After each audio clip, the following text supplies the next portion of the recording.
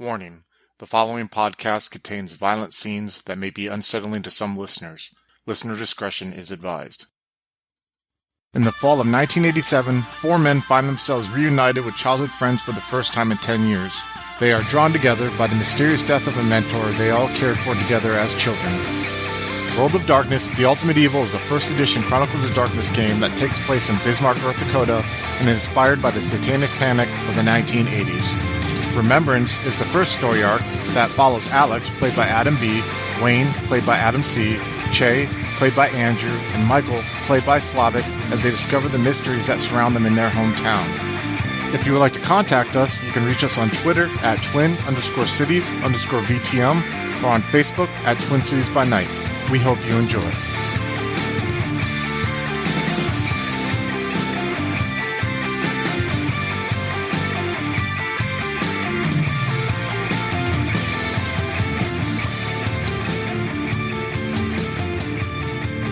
All right. Next day wakes up.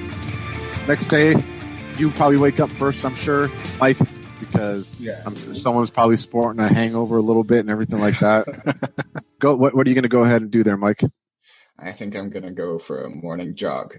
Nice. You jog out all those worries and everything like that. What's your plan? Like, how do you plan to take today's events? And like, when are you going to call Alex and all that stuff? I think I'm going to call him around, I guess 9 or 10, probably 10 because, he works late. I'll probably ask someone on the force to take a look at this Bishop guy. Are you going to head to the force or are you going to call him? Or probably call him. Bismarck PD. Hey, it's Mike here. How you doing, Mike? It's your day off, don't you know? What are you doing? There's a female voice. Just making sure the city's safe. She's like, "What? Have you found a good girl yet, Michael? I keep telling you, and you this is a lady named Anne. She's probably in her late 40s, and kind of bubbly. Are you taking any nice girls out for dinner or anything this weekend or what? Nah, not since I broke up with Jane. Well, it's her loss, right? And you don't need no big city slicker girl who thinks she's too good for Bismarck, right? We have plenty of nice girls here, and you're gonna meet one day, Michael. You got that right. Anyway. I wanted to take a look at this guy, this weird guy. He was supposed to be in prison. Okay, hold on 1 second here. I hate these new computer things they got. I don't get them. I don't understand them, man. Sometimes I just want to pretend I'm using it, go back and look at the files again, I feel like... The good old days. What's his name? J. Bishop. J. A. Bishop. Hold on 1 second. And you sit there for like 3 minutes, you know what I mean? All right, I think, okay, let me go grab this file. It tells me where the file is. Hold on 1 second. 5 minutes later comes up, picks up, you hear the phone, the receiver get picked up. All right, here we go. Jay Bishop. Yeah, he got out like a month ago. He's on one of those halfway homes on the south side. Let's see here. What else do you need to know? What was he in for? Let me see here. Distribution of narcotics. Not too many details here. I see. I don't have the court records or anything like that, but distribution of narcotics. But he got out a month ago, and he has to live in this halfway house for about 6 months. Hey, thanks. Yeah. It's probably nothing. I just wanted to make sure something real big help. Thanks. Yep. She hangs up. Okay. I think I'll call. Yeah. Let's just skip to me calling Alex.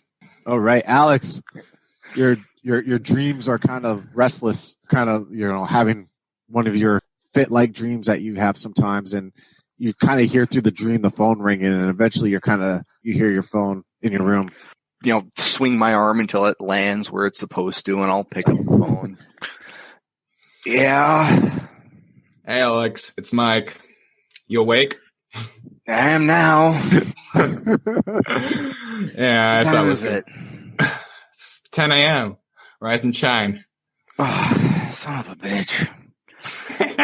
All right. Pop those blinders open. So how are we gonna handle that Bishop guy? I don't know. You're the investigator. I just get people drunk. think I'm just a beat cop, but he's probably like, yeah, I'm damn right I'm an investigator. Write out speeding tickets, you know? I called in to the station to find out something about him. Found out he was in for distribution of narcotics, and he got out of prison a month ago. But that's pretty much it. So, what was he selling? I have no idea. It just said distribution of narcotics. Maybe I could. Maybe I could find one of my old hookups and see if they know where he's at or what he's been doing. If you're not comfortable with that, you don't have to do it. I'm not comfortable with it, but we got paid $500, so we should probably do it. Okay, just be careful, all right? Yeah, I'll try. Mm-hmm. You too. Do you want to meet up or anything? I guess. I'm gonna need. Yeah. Fuck. What time is it? I'm gonna need. I guess dinner, maybe. I'm not sure we're at the dinner stage yet, Alex. All right, then coffee and more cigarettes. I need those right now. Okay. You can go to Denny's. Yeah. So, when are you going to meet up with your contacts, and we can maybe meet up later? Oh, I don't know if I can actually find a time to meet them. They just sort of show up every now and then. Okay, so I can go to where I usually find them. You know what? Let's just talk to this guy first, and then we'll see if you need to talk to your old contacts. I think that'll be better. All right, but I guess breakfast first? Yeah, go ahead. We'll meet in 2 hours. Sounds good. And I will hang up the phone. Yeah, hang up the phone. Alex will shower. He'll go out. He'll buy himself 2 packs of cigarettes. He'll swing by, I guess, a Dunkin' Donuts for a cup of coffee while he busses his way over to a Denny's. So you guys are meeting at a Denny's probably on the south side of town, since that's where the halfway house is that he's staying at. South side of Bismarck, as you guys are driving down towards there to meet them at this Denny's in each of your vehicles.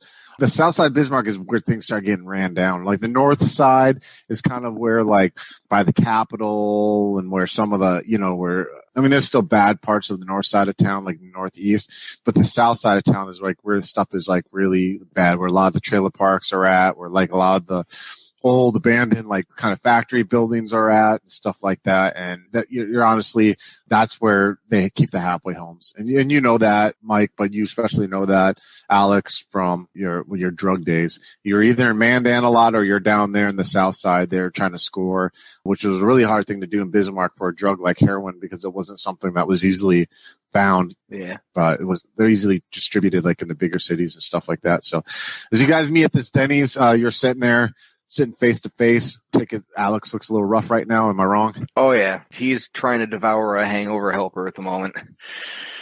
Had a rough shift? Yes, I did. Pass me the ketchup, please. He's got the biggest pile of hash browns and home fries possible, covered in ketchup, and he's just plowing through it. What's going on in your head, Mike, as you're seeing this guy who you were close at one point as a kid with, just like in the state that he's in now? I mean, I saw him before when he was in a worse state, so I'm just I'm just glad he's being better. So there's a sense of caring that you have for him, like yeah, definitely. I mean, Mike's virtue is hope. He sort of tries to make things better for town. Wow. And nice. Yeah, good stuff. So you guys are sitting there scrolling through your meals. Is there any dialogue that you guys want to have while you guys are doing that, or? And Alex is going to be stuffing his face, but if Mike starts a conversation, Alex will definitely respond. Yeah. What are we going to ask this guy? Like, do we just walk up to him, or got any ideas? Well, we're going to go to the halfway house. I am going to guess we ring the doorbell and talk to the folks that are there. But, I mean, did that reporter dude, last night's a bit of a splotchy, painful, headachy blur right now. Did that guy say why or how this dude came up in his investigation? So I tell him, about all this. Okay, yeah, okay, that's coming back to me. Oh man. Mostly. Can I get some more coffee, please? Yeah, you see a waitress is like pours you another cup of coffee. Just can you bring like 2 more mugs and just keep them all filled? Yeah. You She can kind of have looks at you. mine. She keeps filling up the coffees as you guys are sitting there finishing your meal up. You guys are going to head over to the house then? Yeah. Yeah. I will leave the waitress a very nice tip for keeping my coffee full. Oh, wow. Very charming of you. A $15 tip on a $10 meal or something. Well, yeah, you do have like $550 or something like that. 540, Yes. 30, something like that. So as you're, as you guys walk out, you get in the car, you guys drive to the neighborhood where this halfway house is at. They are older houses that are kind of multi-storied. It kind of almost looks like the same style as your house that your parents lived in, that they live in, that you currently stay in, Alex. They're built like in the 30s, kind of older, but this side they're not taken care of as much. The paint is kind of flecking off a little bit. The paint for the house that you're coming up to now, that the address is lime green. At one time, it has this very like a second layer of soot. And when I say soot, I don't mean from like smoke or chimneys or anything like that. It's from the sand, the dirt that the ice in North Dakota collects, that comes on the side of the building there. And it just kind of like slowly peels away. You can see like a lot of the side paneling of the side of the house. The paneling is like warped, nails have popped out because of it. There's a front porch that's kind of saggy that, again, the paint was at one time white. You see like about 4 or 5 figures standing out there with flannel shirts on or like light jackets, smoking cigarettes. Don't really look like they're talking to each other. You're actually you both are familiar, but you more so, Alex, is familiar that like at halfway homes, people don't usually know each other. They're just kind of sitting there trying to keep to themselves if they're trying to get on the straight and narrow and have their real freedom afterwards. There's like a driveway, but there's no cars parked in the driveway. So if you want to, you both could park your cars up, or you guys could park your cars along the side of the house. Oh, Alex takes the bus. He doesn't have a car. Okay, gotcha. Well, then you probably rode with Mike, unless you said you. All right, cool. So yeah, Mike. So you're gonna park in the driveway along the side of the house. I guess along the side of the house. You guys get out of the car. It's a little windier than it's been normally. You could tell then that like you hate fall in North Dakota because fall is like really not a fall. It's like 3 weeks or 4 weeks of all right weather, and then it goes to shit. You can feel like the shit end is starting to come along. As you walk along the sidewalk and the sidewalks, as you look down on it, it's not even that well taken care of. There's like inches of it that stick out to where some kid was running along, they'd easily trip over and skin their knee. And as you walk around the corner, the grass is kind of dead. No one's really raked the front lawn. And you see these, like the 4 or 5 people just are kind of glancing at you guys as you guys are walking up. But definitely they pay more attention to Mike because Mike kind of carries himself differently. And they kind of get the sense from how he carries himself that, he's of the one form or another authority type, that checks in on people or whatever. You come up upon the steps and you walk up to the steps and you see that there's a screen door. The normal door behind it is kind of open. You can see through it. And you see the 4 figures look at you, and you see one guy who has like a scroungy beard and kind of longer, greasy hair. Looks at you guys like, is you looking for someone? Hey man, you got a light? I'll hold up a cigarette. He takes it out and he kind of like hands it to you. All right, thanks. I'll light up and look at Mike and be like, "This is your show right now." Yeah, looking for a Jay Bishop. Oh, yeah, him. He's inside, probably in his fucking room. He stays there a lot. Yeah, doesn't fucking really socialize with us too often. He's this fucking uppity Christian type, man. He just sits up there and reads his fucking Bible and doesn't do shit else. He either goes off to work or fucking sits in his room and reads his Bible. I can fucking respect it, I guess. He just doesn't like to talk. He's not that much of a conversation. All right. Cool. Inside, you said? Yeah, he's inside. All right. Well, upstairs, downstairs. Where's his room? Oh, yeah. He's just upstairs, second room on the right. Go up the steps, right? And he kind of like looks in there and he opens the screen door and he's like, little steps there, just go up there and he's the second on the right. All right. Thanks, man. Cool. Yep. And Alex will walk in and head upstairs. You following him, Michael? Yeah, definitely. So it'll probably be best if I don't tell him I'm a cop. So let's just say we're working for a reporter or something. All right. Well, that's Questioning. technically true. So It is technically true. It is completely true. pays better than my main job. You guys are, as you walk up the steps, you start hearing lightly, as if coming from FM radio, like the preaching, like a preacher, giving like a revival kind of preaching style. You can hear it kind of a little staticky, and it's coming from the second floor. You hear that, Alex? Yeah, why? What? Does it ring a bell for you? Sounds weird, though. Yeah, he's like, oh, praise Jesus. And it's like a Southern, you guys are like in North Dakota really don't have, you're either like Catholic or you're Lutheran or, you know what I mean? You're very like straight-nosed, if you're Christian, straight-nosed Christian, where like the Southern revival, praise Jesus and, hallelujah, touching hands and stuff like that. Like, isn't something you guys kind of strikes people from North Dakota as like a little eccentric because people from North Dakota aren't too eccentric. As you guys are walking up the steps, some Native American guy comes walking down. He has like a shorter, his hair's cut shorter, dark, and he just kind of gently accidentally bumps in like he doesn't give a shit into one of you guys as he's walking down the steps. It's Michael. He just kind of bumps into the shoulder as he keeps going down. Watch it, man. And he just looks and he turns around and goes back downstairs. You see him go out to the porch and you see him lighting a cigarette from the porch. And I tell your demons that if you simply pray, as you guys are coming up the steps, you can definitely tell it's coming from the second floor on the right. As you kind of come up to there and you look in the door's open. You see the door's open and you see a figure. He's sitting in like the room basically. As you look into the room, there's one window straight ahead and there's a bed that's against the wall. That's just enough of a twin bed for one person to sleep in. You can kind of notice that it's saggy. It looks a little bumpy, but the bed is very well made. Corners tucked in at an angle, almost a military style. And you see there's a radio that is on the dresser that's next to the bed, like the little end table that's on the next to the bed. And you see a chair, which is a normal like wooden chair. You see kind of an overweight figure sitting on the chair, and he's looking at the stereo, like he's almost like imagining like he can see the guy preaching. He's wearing like khaki dicky type pants that are kind of tight, a little tighter probably than they should be because of how overweight he is. And he has a white t-shirt on that's tucked in. He has a handlebar mustache that's gray, and the top of his head is bald, but he has hair growing on the side of his head. You can see that he had like some pimples there that are on top. As he's standing there, he's sitting there looking. You guys are standing at the door.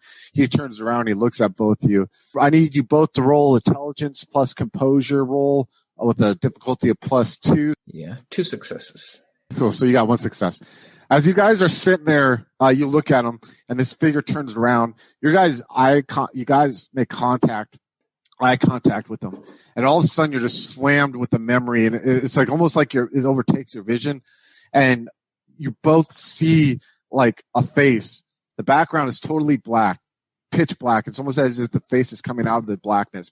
And there's a guy who has like a dark, really thick black handlebar mustache, and his eyes are wide. I mean, like wide and buggy. His pupils are dilated, and then like almost like his eyes are bugging out, looking around. He has thick black hair with like sideburns, and you just see as he's sitting there looking all bloody around, you see his blood just like splashes his face.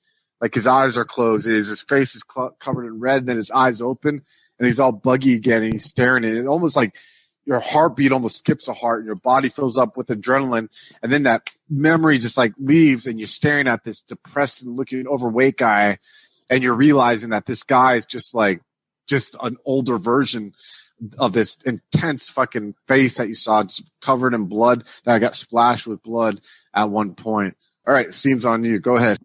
And Alex pulls out a cigarette and lights it up and is really trying not to freak out.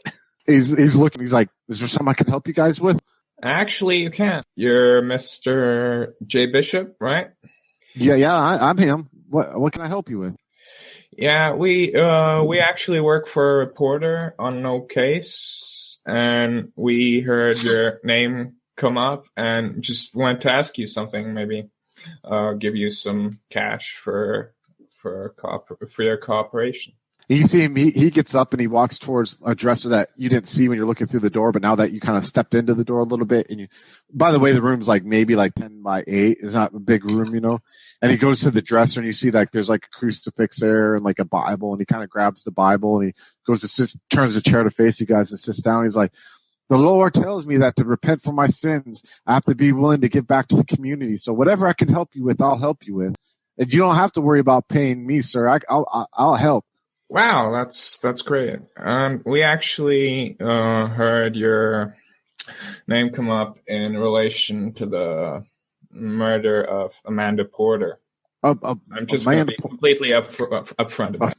I didn't murder anyone, sir. I don't know what you're talking about. I'm not saying you.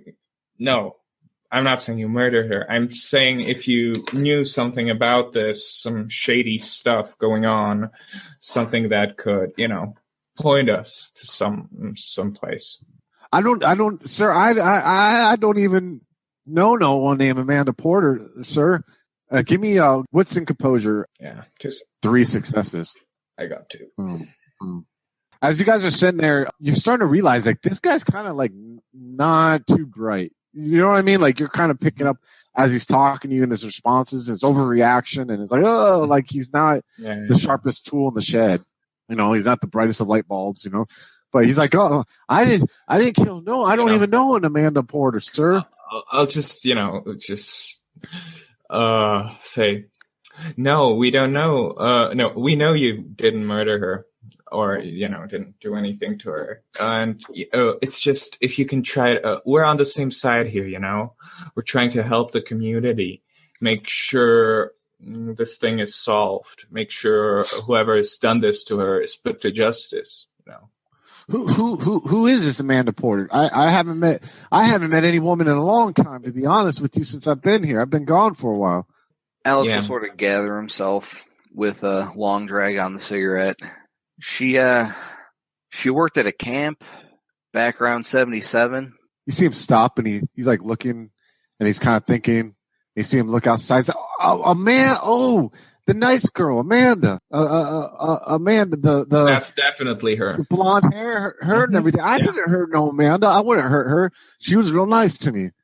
She was great, but somebody killed her, and you're one of the people that knew her. So we want to know what you can tell us about her. If she, I guess, mentioned anybody.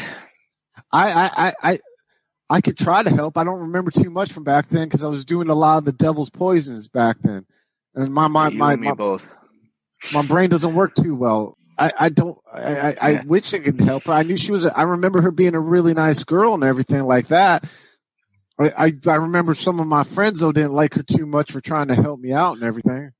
Yeah, let me get intelligence and composure roll from you guys. Nothing. Oh, no exceptional one. Thank God. You're sitting there and you're like, this is the motherfucker who one of the people who confronted her with the guy with the handlebar mustache, who had like a purple velvet shirt on and had like some like gray slacks on and everything. He wasn't really talking to her too much, but was just kind of standing there, a little imposing kind of guy. Alex's eyes will go wide and he'll sort of start coughing and choking. Did you have a mustache back then? I've always had this, a little thicker back then, a little darker, but Father Time catches up to us all. That's what a lot of God's men say, it's a sign of wisdom. What you were confronting her. You were a little upset with her at one point. Why were you going at it with her? No, sir. It wasn't me who was upset at her. It was Charlie. It was Charlie and Dora. Dora was up. They were upset with her, not me. I wasn't upset with her. No, sir. Okay. Why were Charlie and Dora upset with her? Well, his sister's like, you see him thinking, he's like kind of stroking the Bible a little bit there. If I remember right, they didn't like her because she told me I was doing the devil's work and that I should turn my soul over to God again and everything like that, and how I shouldn't be following bad examples and everything like that. You see, I'm from the South. I'm from Texas originally, and I moved up here. My parents moved up here, and she said I was falling into the wrong crowd and everything like that, and that I could still do good things with my life. And they didn't want her to interfere with what we were doing. They said that she didn't understand about the stuff we were doing and how we were getting answers. Answers to what? And he's like, you see him thinking real quick. He's like, well, I can't honestly remember too much because of all the LSD I was doing then and all the PCP and all the devil's play things I was doing. All right. Do you know anything about Charlie and Dora or what happened to them? Well, I just know that too long ago the children broke up. We stopped being a group together and everything like that. And that those folks there in Mandan, they had enough of it, and they were like, they said we this is too far. And Dora ran off with her boyfriend Johnny, and I don't know what happened to Charlie. He just kind of I don't know what happened, but I just know that the children we weren't gonna be hanging out anymore, and we weren't gonna be doing all that devil's heavy metal stuff. What? We weren't gonna be doing any of that evil stuff anymore. We were doing like pretending we were gonna talk to the devil and like Black Sabbath, like Ozzy Osbourne does and everything. So you worship the devil? No, I just partied. Maybe some of them said they wanted to like talk to the devil. Me, I was just all about the rock and roll and the devil's poisons. And I regret it. I'm still making up. Lord Jesus, I'm making up for it right now. Well, that's certainly an interesting turn of events. But not, we all we did was just drink and do drugs and we just listen to music. We ain't doing anything like wrong or anything like that. But then people got tired of hanging out. Dora, she went about her way with the boyfriend, and me not too long. I don't remember how much too longer after that. Charlie just disappeared, and everyone did their own thing. And then I ended up getting arrested for trafficking and that stuff and selling the devil's play things like that.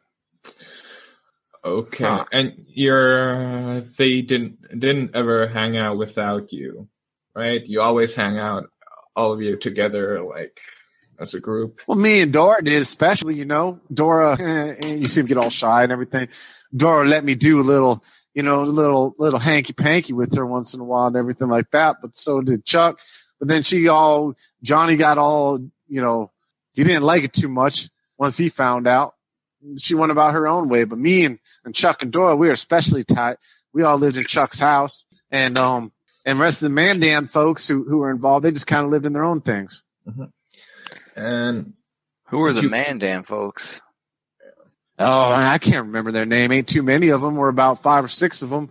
They used to always laugh at me about my accent, though, and call me a hick and call me Southern boy. And I didn't like that too much. So that's why I preferred to be around, Charlie and Dora like that, because they never talked to me like that. They knew that I could get them the good stuff, the good drugs, and they appreciated me for what I did.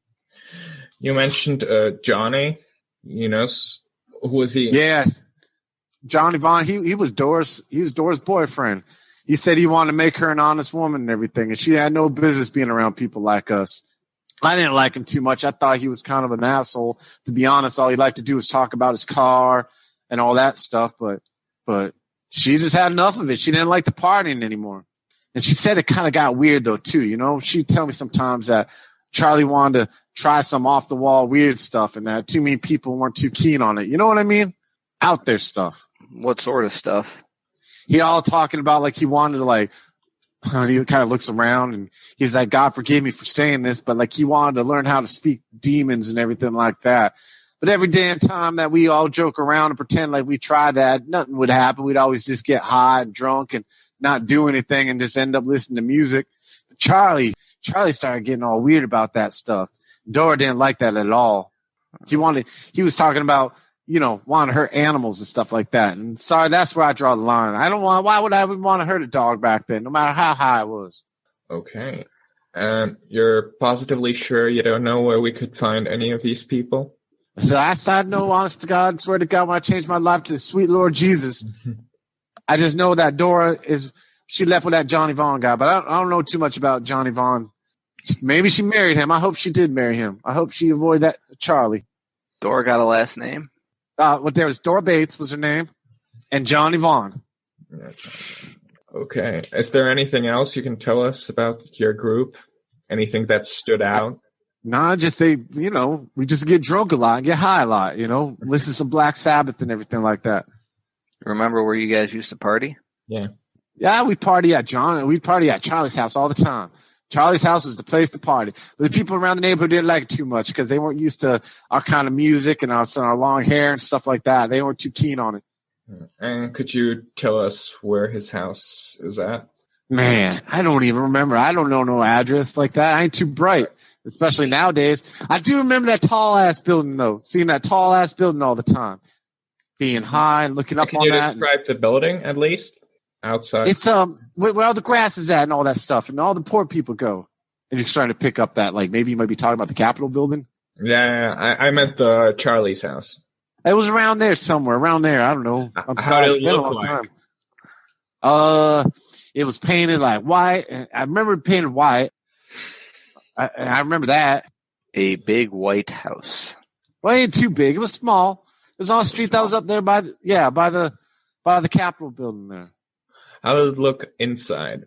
Oh man, I don't know. You got them blacklight posters and all the Devil's Play things like that. You know, I remember he had a stereo.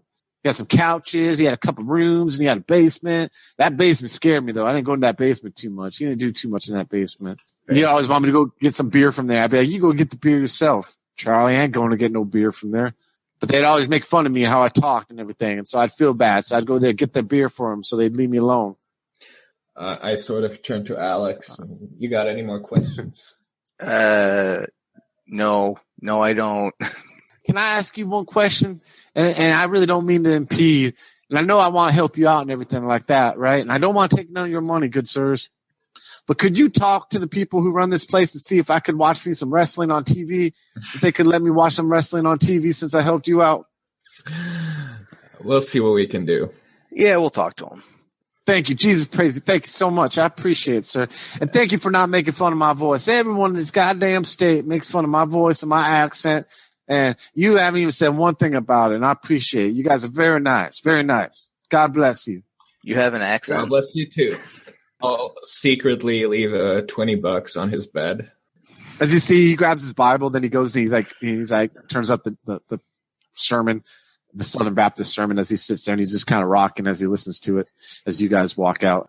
As you walk out of the hallway and you get to the top of the steps, you see a Native American guy. That Native American guy sitting in a chair down there. He's looking right at you guys as you walk down. Alex will sort of avert his gaze and, yep, I'm just looking right out the front door as he leaves. Is that the same guy who bumped into me? Yeah.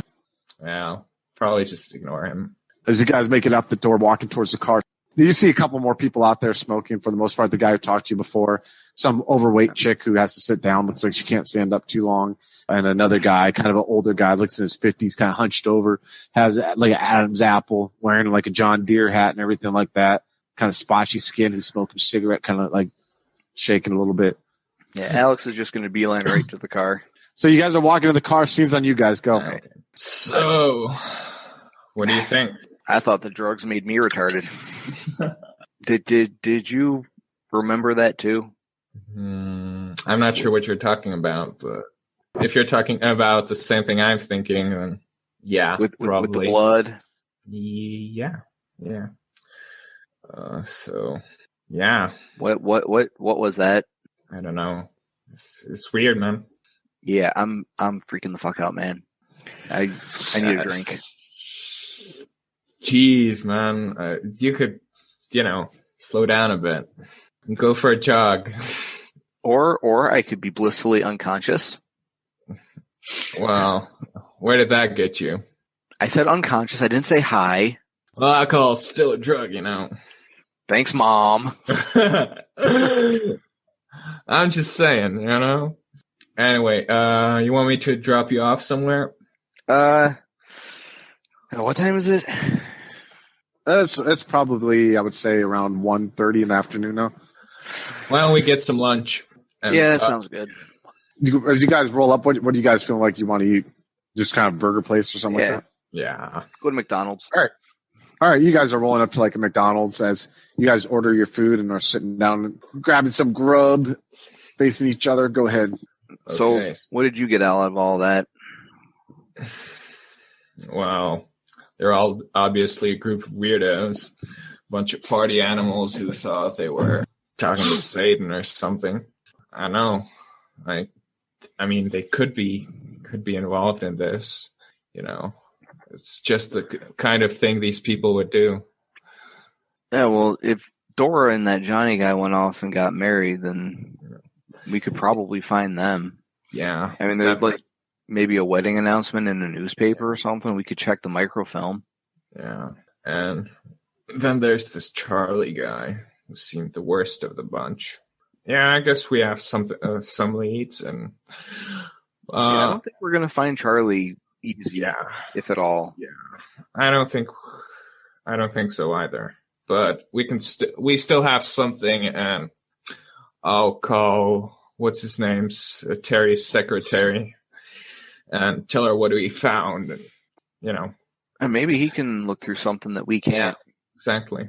Guy that you saw walking into that house, you can probably figure from the confrontation, the names of the three people. The female's name was Dora, and that guy walking into that house was probably Charlie that he was talking about. Yeah. So yeah, okay. Maybe we could pick this up tomorrow then, or yeah, we could do that. Or you got? Should I need to do before I go into the bar? You're working today? I work as much as I can. I need the money. Yeah, I feel should I call you later than today at like 11 or something? I don't want to wake you up too early. Well, it's Saturday, so it's going to be pretty busy at the bar. So try calling me around noon, 1 o'clock-ish. Definitely. I might be at work until 4. Yeah. Say hi to your folks from me, Yeah, I will. We'll go with Alex first. You're at your house right now. He just dropped you off in front there. You got a few hours to kill before work. Anything that you want to do in particular?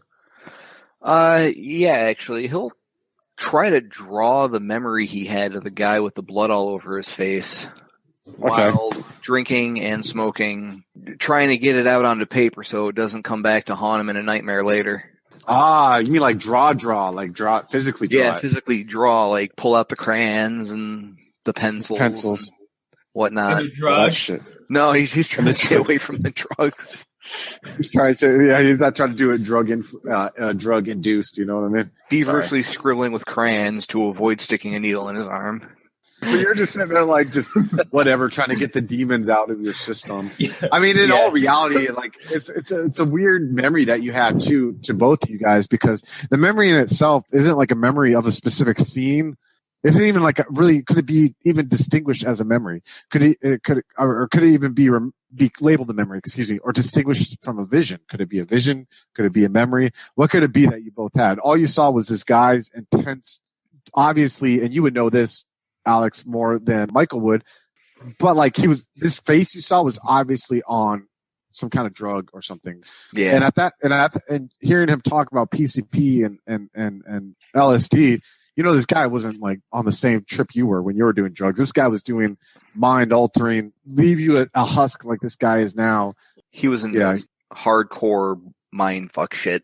Yeah, exactly. And he did make a comment too, though, about how they liked him because he knew how to get good shit. And he almost made it feel like that he hung out with them because they didn't give him shit from being from the South, that like they treated him normally to that extent. But yeah, could it be a vision?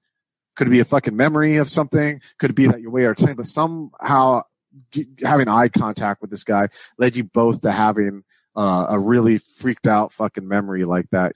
And then especially realizing he's one of the people who were standing there when they were trying to confront Amanda like that. So, but you're scribbling away, trying to get your demons out. That's a very intense scene if you think about it too. You know what I mean? This guy who's trying to fight sobriety is now having like all these fucking scabs ripped open, Yep. I'm sure you're probably the first time he's picked up a set of crayons since like 3rd grade. So he's digging through his parents' shit, like trying to find like where the fuck did they put my shit? Probably freaking your mom out, who's probably like wondering what the hell's going on with her son, He's just finally starting to get shit together. Now he's fucking losing it over something, All right, what about you, Mr. Michael? Yeah, I think I'll visit mom. All right, so you're gonna go up to your mom's apartment. Maybe call her first if she needs groceries or something. Yeah, she answers the phone. Hey, Michael. Hey, Mom. How you doing? Good. This stupid goddamn cough just won't go away and everything like that. What do you need, baby boy? I just wanted to ask you if you needed any groceries or medicine for that cough. No, I still got enough medicine. You don't worry about me, Michael. I've told you over and over and over again. You live your life. That's why I work so hard. I don't want you to have to worry about me. If I need anything from you, I'll call you. If I need any of that medicine, I'll let you know. All right? Yeah, I'll come over anyway. Just say hi. She's like, is everything okay, Michael? Yeah, it's just with work, and I actually met Alex. Alex, the kid from back then, if you remember, that youth. Yeah, the clown. I remember him. Yeah, okay, yeah. The one who was always trying to be the charmer and everything. Yeah, that was him. Yeah, he's had a rough couple of years. He's better now, so. I didn't know you kept in contact with any of those boys. I thought you all just kind of drifted apart. I didn't actually. I just met him. Saw him, so I talked to him. You sound like you need to talk. Let's talk in person. You get over here, and I'll make you a meal, okay? Okay, Mom. See ya. So you head over. She lives in a duplex kind of apartment. As you come up there, you see pictures of you as a kid. A lot of pictures of you as younger. There's one picture of your dad where he was maybe you don't remember your father really that much, to be honest, because the memory of him just kind of slipped from your brain. But it's probably when he's 18 or 19, before you were born and everything like that. He's wearing kind of a suit, and he's standing on the steps in front of a house and everything like that. Kind of has darker hair and a smile, but you see that you're built just like him. You kind of have the same facial structure as him. Your mother, she's kind of gained some weight over time, but she's still very strong for her age. Still keeps her house clean and everything, you know what I mean, to the T. But you can tell that definitely her health has been ailing you. When you get in there, you can smell where she's making whatever your favorite quick meal is, and she has it ready. And she kind of, as you come in, she walks up and puts it on the dining. There's a little dining room table, a little one where two people can sit. She sits on the opposite one with a cup of coffee, and she lights a cigarette at 100. And she's sitting there looking at you, and she's like, "Tell me what's going on, Michael?" It's been a crazy weekend so far. I actually, as I was getting off work on Friday, I had this reporter talk to me, and he wanted to know about Amanda's murder. Wanted to investigate it. He was saying he's writing a book or something. Wait, you're talking about Amanda Porter from way back? Yeah, way back from the youth camp, Wow. So, and some reporters looking at it. Poor Amanda. Yeah, he said he wants to write a book or something, so he has us look into it. It's some big shot from New York. You know that I heard, and she she leans forward a little bit, and she kind of motions with her hand with the cigarette in her. When that happened, I didn't tell you any of the stuff that I heard, but I heard from some of the ladies that when she says ladies, that's her way of saying people she worked with or whatever she talked to, gossiped with. I heard from some of the ladies that it was vicious. It was horrible what was done to her. Her parents, God bless them, never said what quite happened to her, but I heard it was something pretty bad, involved, murder and other things that are unspeakable. And let alone I heard it was even happened in a church there on the campus of that school. Yes.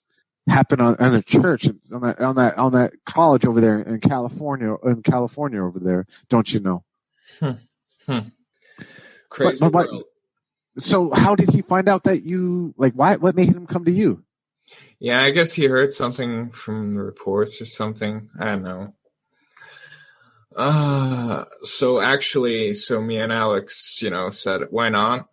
He said he'd pay us $500 a month. So, even if nothing comes of it, at least I have the money, What have you done anything into it? Yeah. Have you looked into anything yet? Yeah. I talked to this Jay Bishop. He was one of those, when the police questioned us, those kids, when we saw her arguing with these people. Mm-hmm. I don't know if you remember it. He was actually one of them. She was apparently trying to help him walk the straight and narrow.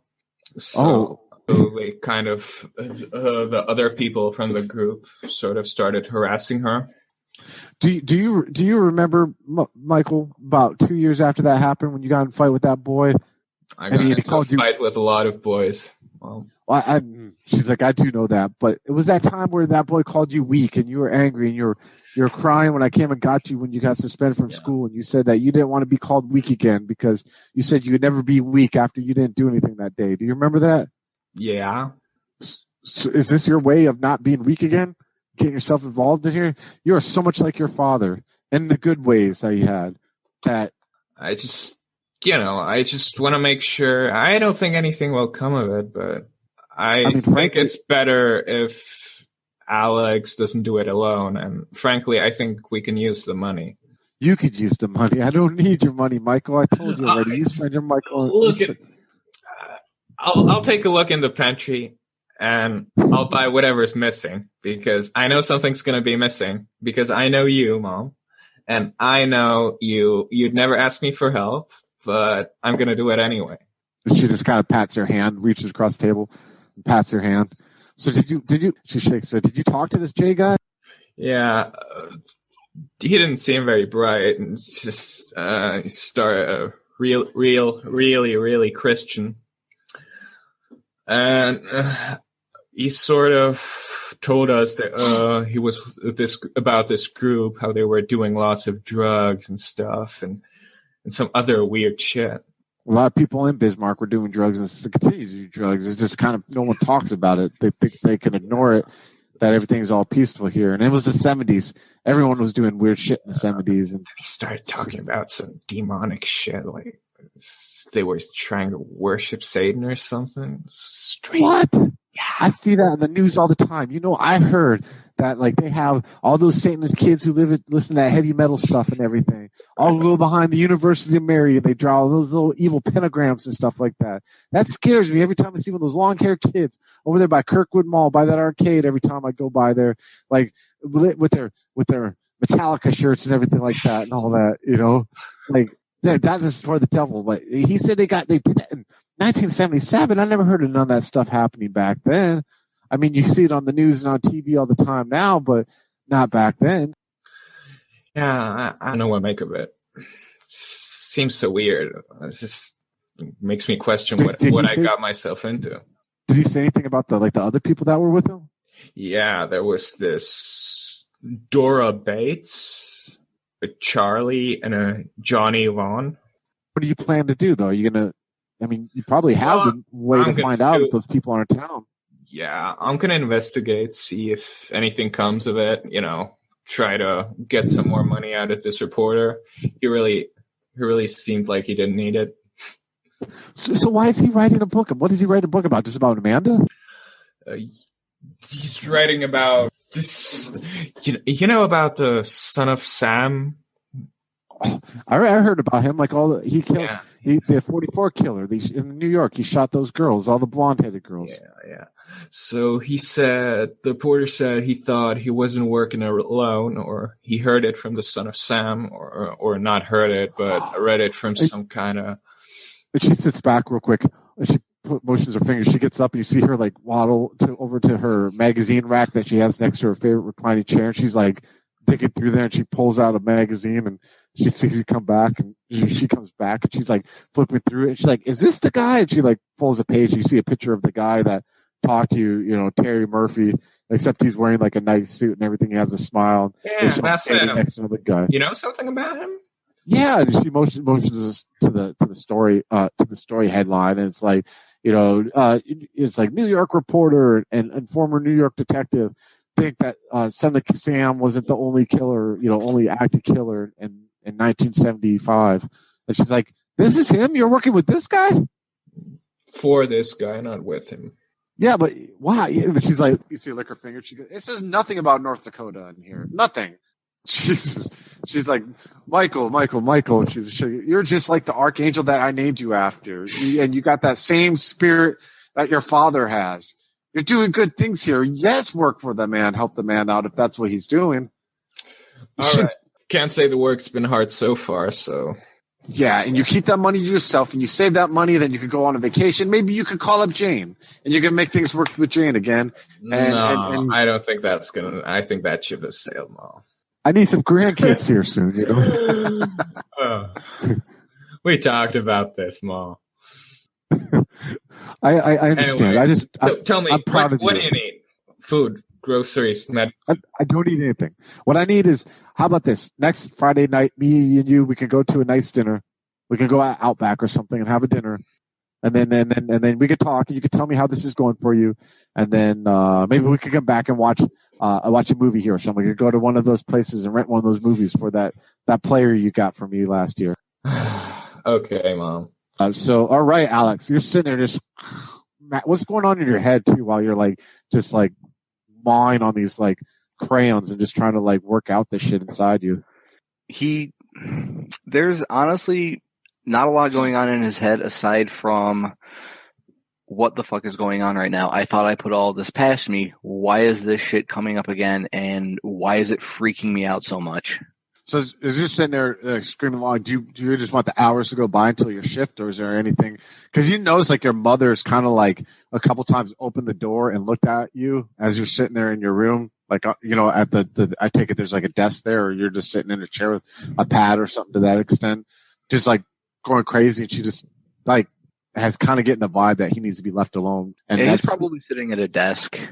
That's probably the Russian in her too, you know, like. Men work out their demons like this on their own, and it's on a woman's spot to be there whenever they're called upon, but not to interfere. So, but you can definitely tell she's kind of doing the hover mom a little bit once in a while. We'll poke her head. Well, a hover mom for a Russian. Yeah.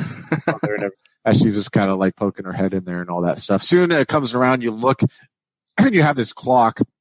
You remember those old clocks where like the things would round up, the brown ones that were like longer, and the numbers would go. Yeah, would go up like that. Mom would very like that. Would go up. You start seeing, you look, and you're like, oh shit, it's like 6:30. I need to be at work here soon. Yeah, I gotta get going. He'll wrap it up with the crayons. He'll ball up and shred everything that he drew. He doesn't want to keep it. He just wanted it out of his head as much as possible. And how about this? What do you think of an idea of having Carla being someone like that picks you up for work and like kind of drops you off since you don't have your own car? Yeah, that's good. All right. So she comes and rolls up. It's kind of brisk out, so you're probably, I would take it, wearing your leather jacket. You come in and she's wearing like this leather jacket, but it has like these like the strips of leather that come down it. You know what I mean? That were all the tassels. Tassels. That's what I was thinking of. The tassels on it. She has like a old pickup truck that's like really on its last leg. She actually uses a screwdriver to start it. You know, something that her dad had given to her before he passed. She's driving down there and she's just looking at you. As you can see, the heat doesn't work in there, but she kind of has like a Def Leppard cassette tape that's kind of playing in the background a little bit. She rolls down the window, lights a cigarette, and she kind of elbows you like, you want one? Yeah, actually, here, I'll hand her the second pack that I bought earlier. This is for yesterday. She's like, all right. And she's like, thank you. She puts it in the pocket of her jacket. She's like, can I be honest with you and tell you that you're looking a little worse than you did last night? Yeah, I woke up with a really bad hangover. Nothing to do with the shit that was going on last night? Everything to do with the shit that was going on last night, but I'll be fine. You don't talk, huh? You don't talk much. Is it from your mom and dad's type of people thing, like the strong, silent type, like all scary, like that guy in that new Rocky movie? Nah, Carl. I'm okay to talk. It's just there's just some stuff that I don't want to talk about. I don't really know what I'm remembering right now, so I don't even know what to talk about. She's just kind of like, man, whatever it is, they fucking did a number on you, huh? And you see her, she goes towards like the little ashtray in the truck, and she like pops it down and pulls out like a joint. You know what I mean? And she like motions to you. You need this? I shouldn't. Maybe save it for later. Okay. She like puts it back and pops it down. So my fucking, guess what? My deadbeat ex missed child support payments again. And she's driving around, you're at a stoplight. Fucking now I gotta figure out what the fuck I'm gonna do. And then she goes forward again. 3 fucking kids. How far behind? No husband. No, he's about fucking 6 months now. I have no idea where that fucking asshole's at. She keeps driving forward. I can't even get a goddamn night out on my own without being grab-assed by some fucking hick asshole. And this motherfucker can't even put his part in for the 3 kids he brought into this world. Jesus. She stops at another. How short are you going to be? Yeah, well, I don't fucking know. I got enough. The tips here are good, and it's a payday weekend and all that shit. But yeah, thinking I might need it. The drunks. I think I might need to take. Yeah, they do. I think I need to take another job though maybe at the Silver Dollar here soon. And the Silver Dollar is kind of like a biker bar that's in Mandan that kind of has like the only like strip club probably in the area or anything like that.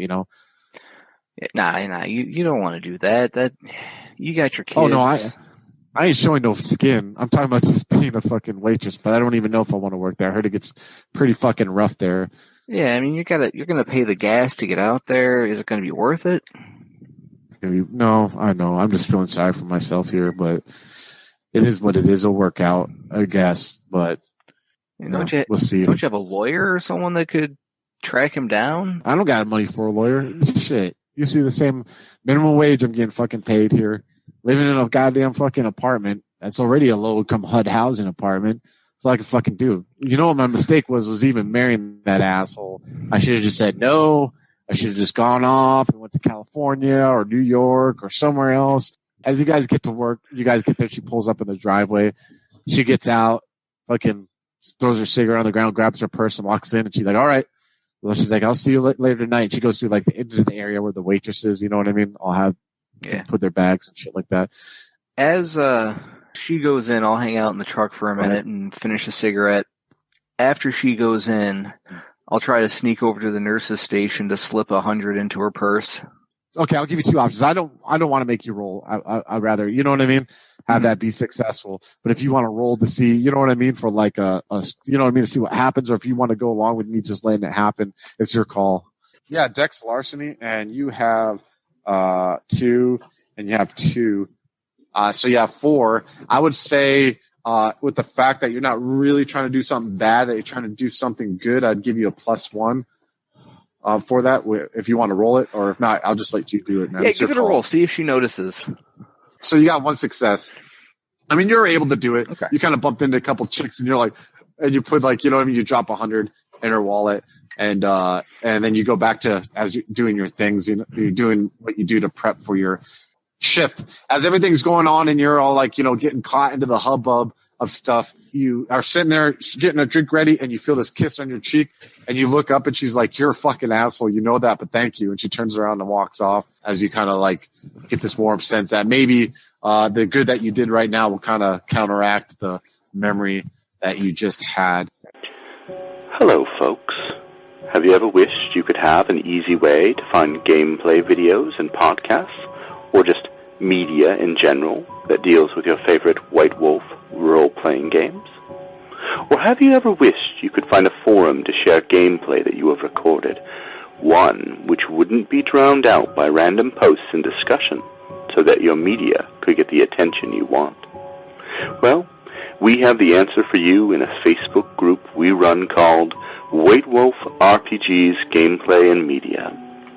The group is specifically ran with the sole intent of it being a one-stop shop for people to view or share media involving the games we all love. We take thorough steps to ensure the page does not become cluttered and is easy to traverse. We are currently over 1,000 members strong, and we are continuing to rapidly grow with new media being shared every day. Stop on by. We hope to see you there.